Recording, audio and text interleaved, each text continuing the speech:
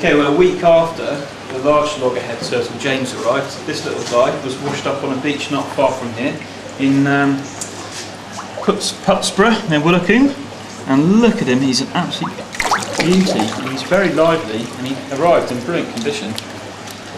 There you go. This one's probably only a few years old, probably 2 or 3 years old, and you can tell he's a loggerhead by this really typical shape of shell, narrow at the base, wider at the shoulders. He's got a great little face, isn't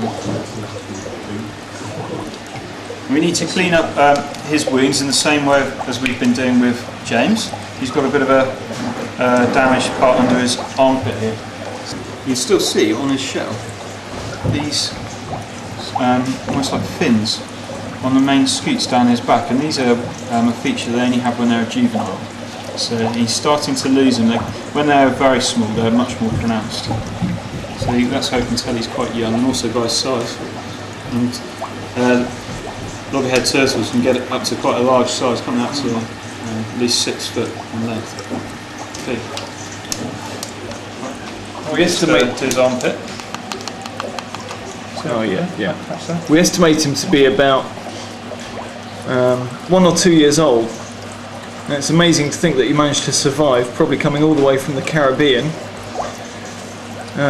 How he managed to survive the huge seas, given the size that he is.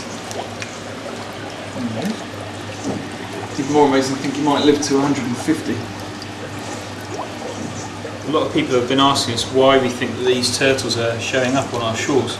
But they spend all of their life swimming around the Atlantic Ocean. They can be born on beaches in the Caribbean, and then they follow ocean currents in a huge circle around the Atlantic.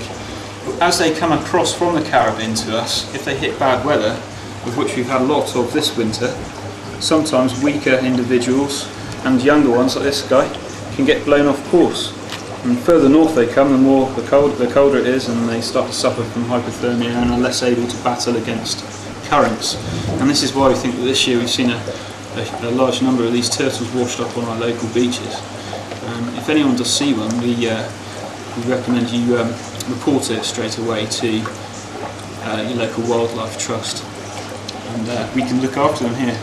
Now, we're hoping that when our 2 turtles are back to health, and the vet says that they're fit enough to cope back in the wild, that we'll be able to rehabilitate them, and we're planning to release them in the Canary Islands when they're better. And we're not sure how long that's going to take. It could take a few months. On the chest there's a tiny barnacles embedded into the shell. Amazing, isn't it? When he first came into us, he had the barnacle on the underside of his shell, which was out quite a lot of the time, but he also had a really small crab, which we think might have been some sort of tropical crab. Columbus crab, perhaps. It's called a Gulf weed crab or Columbus crab, and they actually hide underneath in the armpits of the turtle.